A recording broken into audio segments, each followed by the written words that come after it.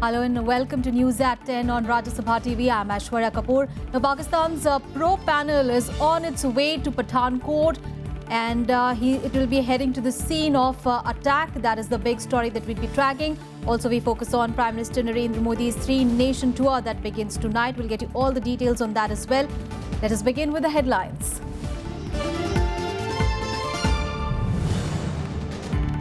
Infosys employee becomes sole Indian victim of Brussels bombing. His death is confirmed following DNA test. Belgian authorities red-faced as the sole suspect charged over attacks is released due to lack of evidence.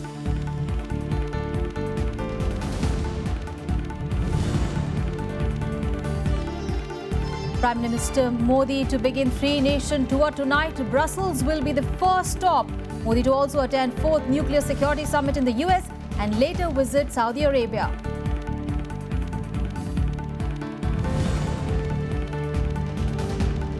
Pakistani Prime Minister Nawaz Sharif cancels US visit following Lahore attack. Assures people perpetrators won't be spared as massive military crackdown begins in Punjab province.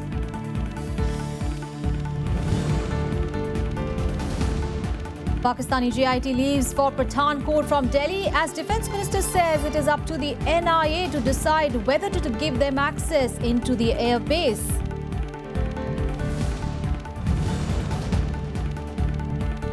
And Uttarakhand High Court to hear Congress's plea against President's rule in state. BJP adopts wait-and-watch policy as it defends decision of imposing central rule. Well, our top focus this morning, Prime Minister Narendra Modi will embark on a three-nation tour beginning today evening, where Belgium will be his first stop. Modi will also visit the US for the 4th Nuclear Security Summit and will then proceed for a two-day visit to Saudi Arabia. A week after the deadly terror attacks in Brussels, Prime Minister Modi will leave for the Belgian capital on Tuesday night as part of his three-nation tour. Besides Belgium, Prime Minister Modi will also travel to the US and Saudi Arabia. In Belgium, Modi will hold talks with his counterpart Charles Michel. In the backdrop of the recent terror attacks, ways to deal with terrorism will form a very important part of the discussions. One is the Prime Minister's first bilateral summit meeting with Belgium, and the second would be the 13th India-EU summit meeting. And both of them will take place the same day, that is 30th of March. The crucial India-EU summit that is taking place after 2012 is likely to deliberate on ways to finalize the free trade agreement. In Brussels, Modi is slated to meet top businessmen, including a delegation of diamond traders, and will also address the Indian diaspora. He will also meet parliamentarians and a delegation of Indologists. The Prime Minister then leaves for Washington on March 31st to attend the 4th Nuclear Security Summit. The Prime Minister would be attending the 4th Nuclear Security Summit in Washington, D.C. on March 31st and 1st April. You are all aware that we have consistently upheld nuclear safety and security in the context of the peaceful uses of nuclear energy.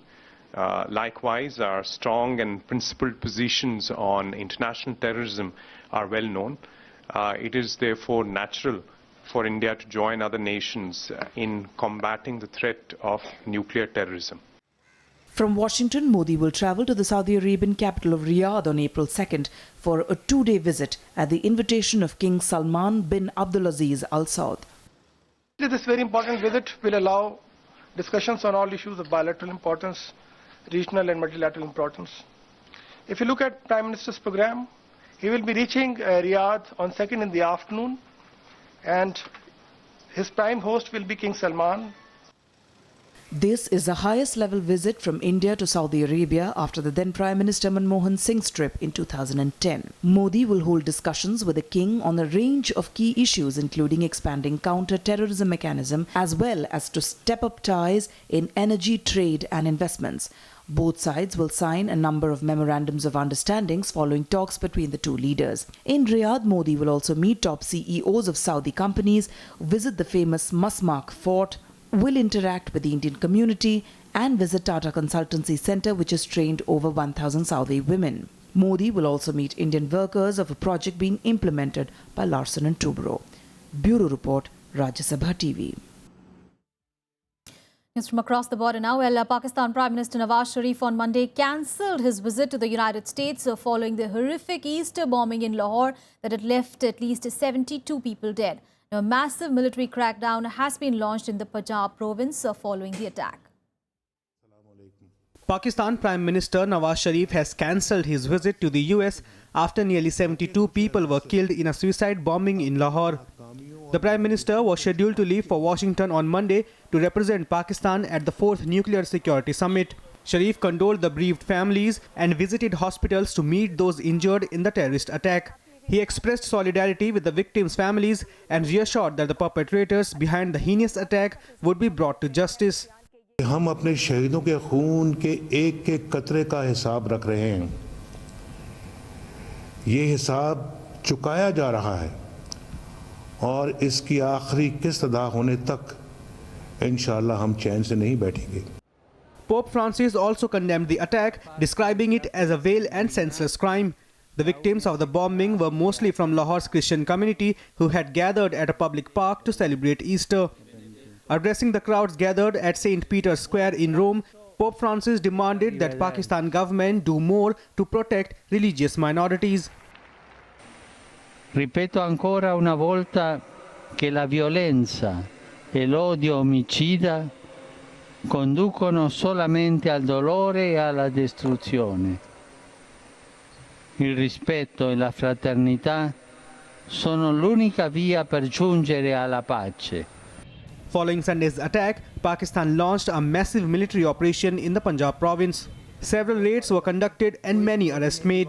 Prime Minister Nawaz Sharif and Chief of Army Staff General Rahil Sharif separately chaired high-level security meetings to review the situation and ordered the military operation. The suicide bomber has been identified as Yusuf, a resident of Muzaffargarh in Pakistan's Punjab province. A splinter group of the Pakistani Taliban has claimed responsibility for the attack. Bureau Report, Rajya Sabha TV.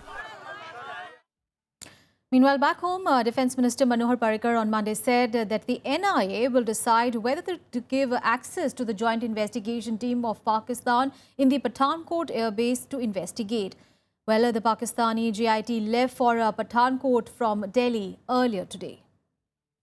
Defence Minister Manohar Parrikar on Monday said it's up to the NIA to decide whether to give access to Pakistan's joint investigating agency to probe in the Pathankot airbase or not. Parrikar said that the crime scene is under the control of the NIA and the Pak probe team will be only given limited access to investigate in the airbase. There is no permission granted for the joint inspection team to visit the airbase. We have specifically refused the permission for them to go anywhere in the airbase. However, an area where actual crime scene has taken place has been handed over long back to National Investigation Agency, who is conducting the investigation in crime. The 5-member Pak JIT held talks with the NIA officials about the investigation conducted so far. During the interaction, NIA officers gave a detailed presentation on the evidence collected during the course of investigation. Joint investigation team of Pakistan and NIA team are interacting under extant legal procedures of India and Pakistan. Families of security personnel killed in the attack expressed hope that the Pak probe team will conduct a fair inquiry. Pakistan team इसको अच्छे से निर्णय लेना चाहिए क्या बात हो रही क्या नहीं हो रही कैसे हुआ क्या हुआ किसने करा के नहीं करा और जो भी है उसको क्लियर सामने ले आना चाहिए. But NDA's political opponents have accused the centre of rolling out the red carpet for the Pak team. Prima facie, it appears to be a case of an accused investigating himself. Secondly, by allowing a Pakistani investigation team to visit and investigate, BJP government has for the first time distinguished and therefore recognized that Pakistani establishment does not have a role in perpetuating terror in India, more so in context of Pathankot terror attack. जिसने पठानकोट का हमला किया वही ISI agency यहाँ पर उसके लिए आई है, इंक्वायरी के लिए आई है, इसलिए हम इसकी घोर निंदा करते हैं और ISI को वापस जाने के लिए करते हैं। Nearly 3 months after the attack, the Pakistan investigation team arrived in Delhi on Sunday. The Pak probe team includes an ISI official and they are slated to visit Pathankot today to collect evidence on the attack allegedly carried out by the Jaish-e-Mohammed terror group on 2nd of January, which left 7 security personnel dead. Krishnanand Tripaঠি's report for Rajya Sabha TV. And now an update on the Brussels attack. Infosys employee Raghavendran Ganesh, who had been missing since the twin terror attacks that shook Brussels on 22nd of March, has now been confirmed dead. Following a DNA test, the Belgian authorities identified him as the sole Indian victim of the terror strikes that have killed at least 35 people and injured over 300. Meanwhile, the Belgian police has now released CCTV footage of the third attacker. However, they had to release the sole suspect who was charged over the attacks due to lack of evidence. दुख होता है ये कहने का कि राघवेंद्रन गणेशन की positive identification हो गई है बेल्जियम अथॉरिटीज की तरफ से और उसके जो मॉर्टल रिमेन्स है वो हमें दे दिए गए हैं और अब तक वो एम्स्टर्डम एयरपोर्ट पहुंच गए होंगे ताकि इंडिया तक उनकी ट्रांसपोर्ट हो सके. Infosys employee from Bangalore, Raghavendran Ganesh, who was missing since the deadly Brussels bombings, has been confirmed dead a week after the attack. MEA spokesperson Vikas Swarup confirmed the death in a statement, placing Raghavendra at Malbeek station in Brussels. The Indian embassy said the mortal remains of Raghavendra are being handed over to his brother to be taken to India. Both Sushma Swaraj and Infosys conveyed their condolences on Twitter while thanking Belgium for its support. लोग साथ में खेलते थे cricket. अभी महीने 1.5 महीने पहले भी आए हुए थे वो. मिसिंग रिपोर्ट के बाद से ही हम लोगों को था ऐसा होप था कि ऐसा कुछ ना हो, लेकिन फिर भी हो गया. और काफ़ी सोबर बंदे थे वो, बहुत अच्छे थे, किसी का झगड़ा नहीं, कुछ नहीं. Meanwhile, the sole suspect charged over last week's attacks has been released due to lack of evidence by Belgian authorities. Prosecutors have been investigating on the lines that Fakel say was a third airport attacker who fled when his bomb failed to go off. His release is another loss of face for Belgian security agencies that admitted to have missed a series of leads in cracking down on a jihadist network linked to the attacks and a similar assault in Paris in November last year. The Belgian police also released CCTV footage of a third suspect in the 22nd of March Zaventem airport attack. The man who is seen in the footage wearing a hat is seen with 2 other men who blew themselves up. As global terror crackdown continues, Turkey says it has succeeded in preventing potential attacks. En ince ayrıntısına kadar alınmakta ki bildiğiniz gibi bizim de ülkemizde işte bu terör tehdidiyle biz mücadele ediyoruz. Geçtiğimiz haftalar içerisinde Milli İstihbarat Teşkilatımız ve İçişleri Bakanlığımızın yürüttüğü mücadele neticesinde bildiğiniz gibi birçok terör. The Anti-Terrorism Department of the Dutch police also arrested a man in Rotterdam on suspicion of preparing an attack on France. It also detained 3 others. The suspects will be extradited to France as Europe continues to be on high alert following the Brussels bombings. Bureau Report, Rajya Sabha TV.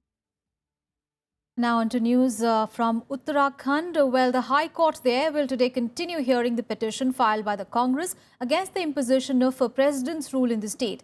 Now, this petition says that ousted Chief Minister Harish Rawat should have been given time to prove his majority.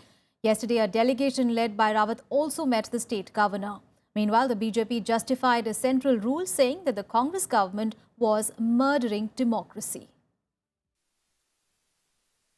Political upheaval in Uttarakhand continues. A day after his government was removed, Harish Rawat moved the Uttarakhand High Court, challenging the imposition of president's rule in the state.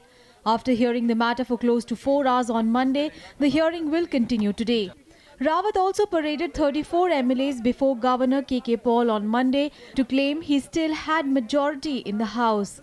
The MLAs also asked the governor to give his approval to the Appropriation Bill 2016-17, which they claimed was passed in the Assembly on 18th of March.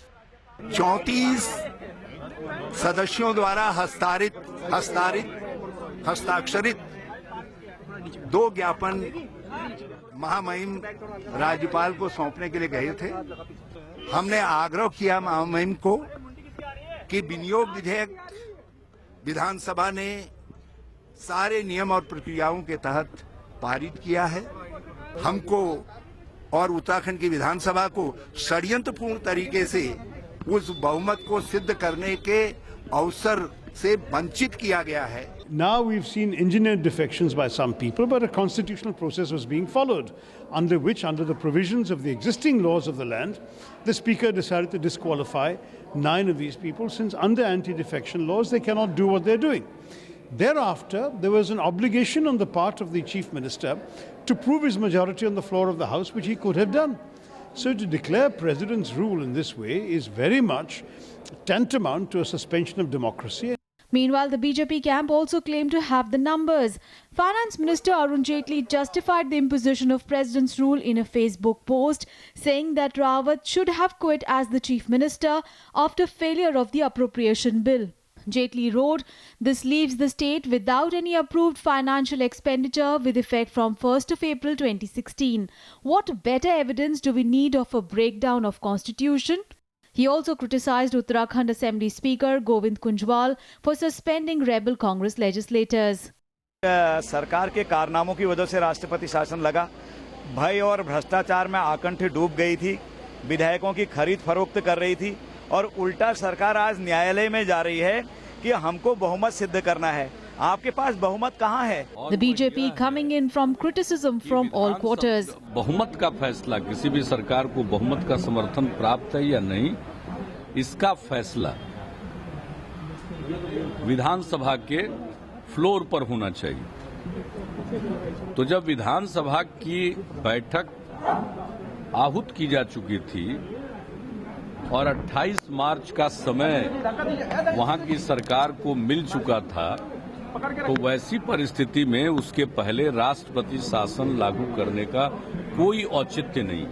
President's rule was clamped on the state on Sunday, a day before Rawat was to seek a floor test in the assembly. The assembly has been kept in suspended animation. The Congress party has termed the move a murder of democracy.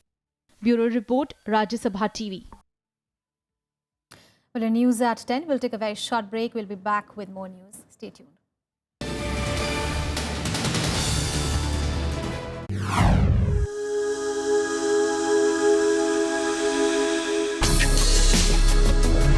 Tales that inspire. Stories of social change. A salute to diversity. Promoting public discourse. Events that motivate. Inspiring the innovative spirit. Watch Rajya Sabha television documentaries. Mondays, Tuesdays and Wednesdays at 10:30 p.m.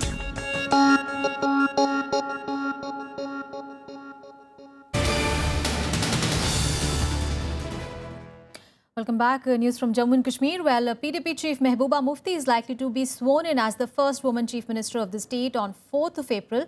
Now, PTI is quoting PDP sources that the swearing is likely to take place on 4th of April once the availability of some senior leaders from Delhi was confirmed.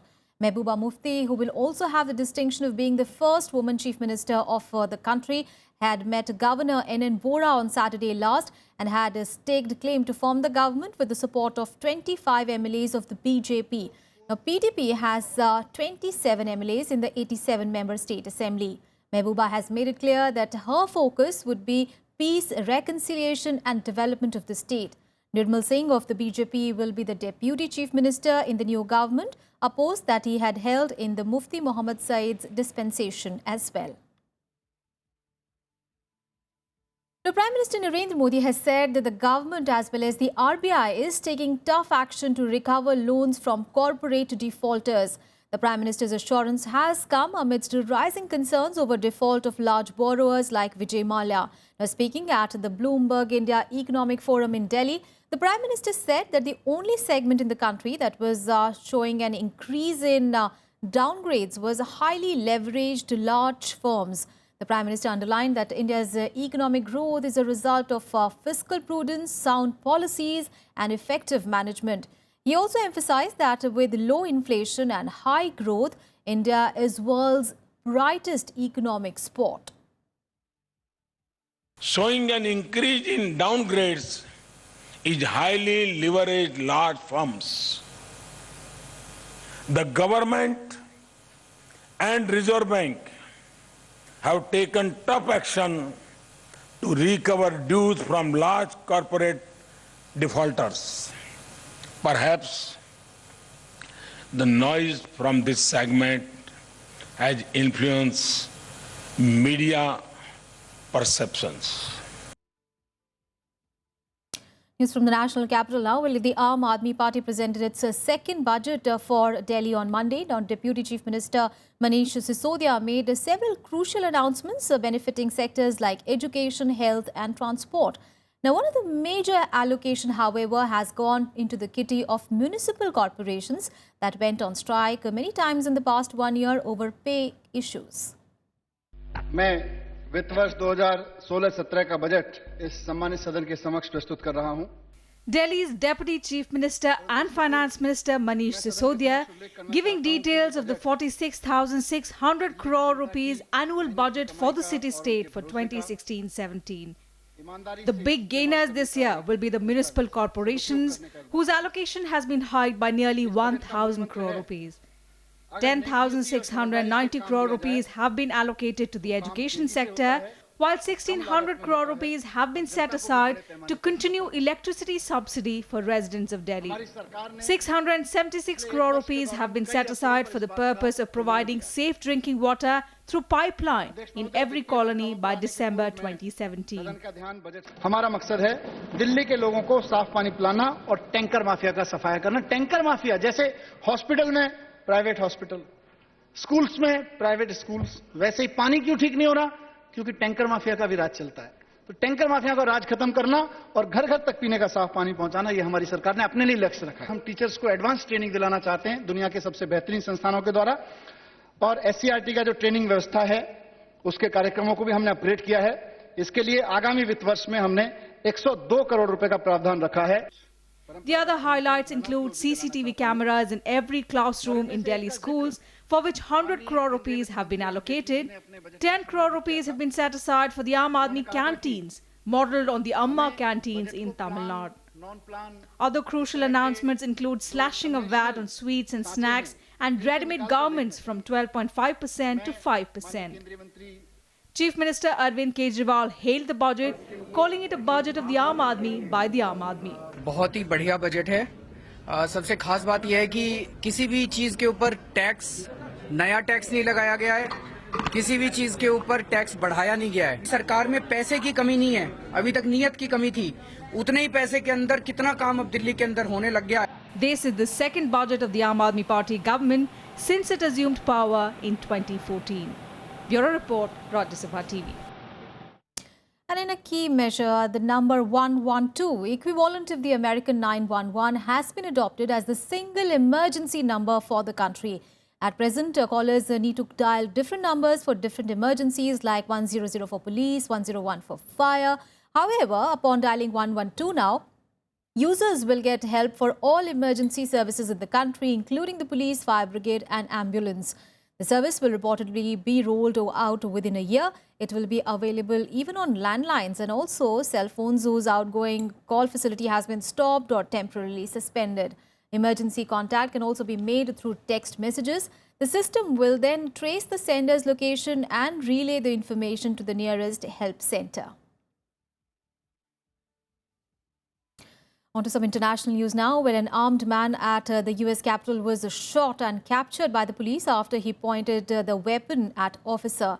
A 66-year-old Larry Russell Dawson was shot at an entrance of the US Capitol Visitor Center. A woman bystander sustained non-life-threatening injuries in the incident. Now, Dawson and the woman were taken to a nearby hospital.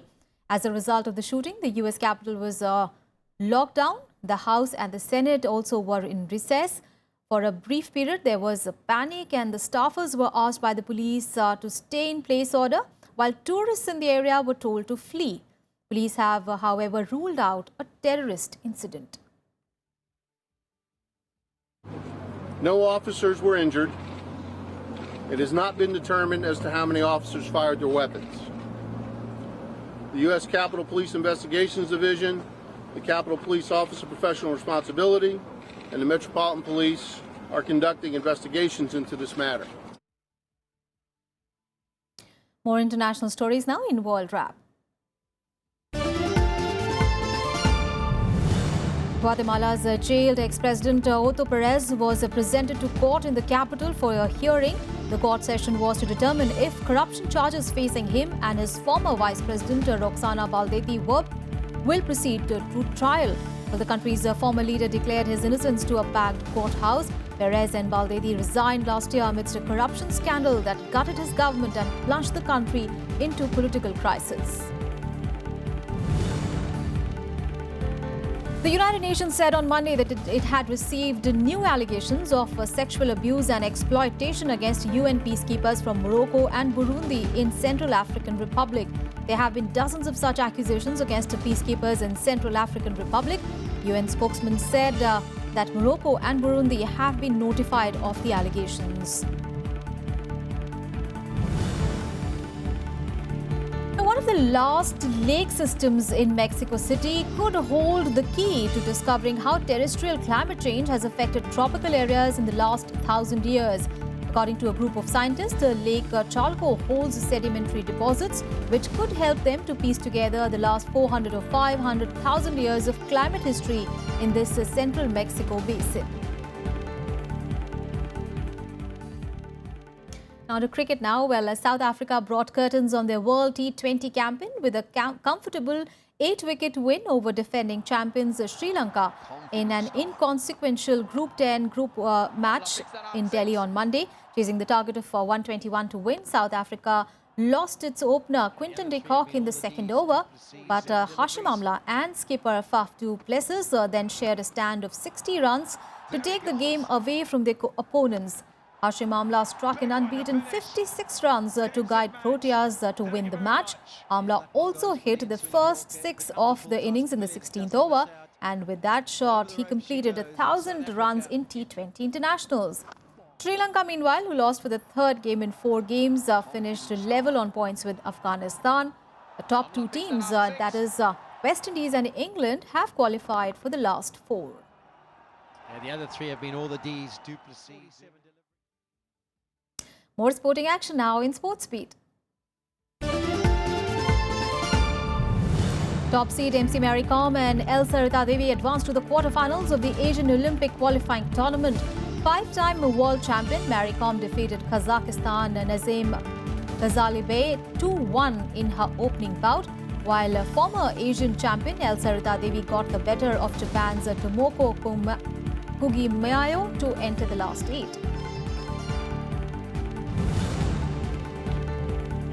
In men's boxing, World Championships bronze medalist Shiv Thapa and Commonwealth silver winner L. Devendra Singh advanced to the quarterfinals of the Asian Olympic qualifiers. Shiva outpunched Korea's Myung-Ki Lee 3-0 to enter the last 8 stage, while 4th-seeded Devendra defeated Malaysia's Mohammad Razdan Mohammad Fud Bin by a similar margin.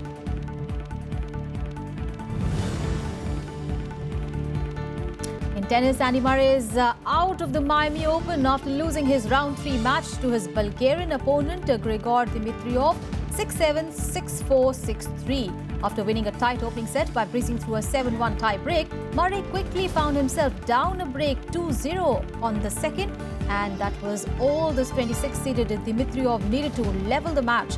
Meanwhile, in another match, 6th-seed Kei Nishikori of Japan eased into the 4th round past Ukraine's Alexander Dolopolov 6-2, 6-2, while 9th-seeded Frenchman Jo-Wilfried Tsonga has shown exit by Spaniard Roberto Bautista Agut 2-6, 6-3, 7-6. That's all in this edition of News at 10. Thanks for your time.